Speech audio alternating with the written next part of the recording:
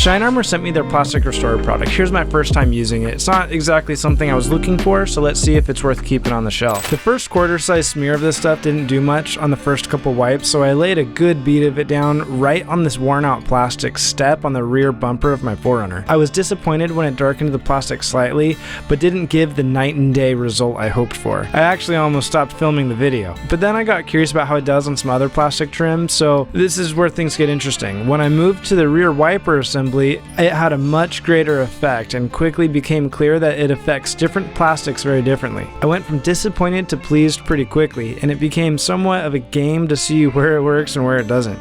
While it darkens some plastic more than others, I was pleasantly surprised to see it more greatly benefited every other spot I applied it compared to the rear bumper. Remember to wipe down the surface you plan to treat before using this stuff. Now this actually surprised me. I expected the cowl plastic to act similar to the rear bumper because it felt like a similar type of plastic, but it made it look completely new with just a few wipes. Worked great on the top of the wipers too. At this point I started having fun with it and applying it to other areas it wasn't exactly designed for, but still plastic, so what the heck. Even areas with fading clear coat and paint were improved. At the end of the day, if you want to keep your plastics looking fresh for a bottle that's under 20 bucks, I'd say like, subscribe, and give this stuff a try.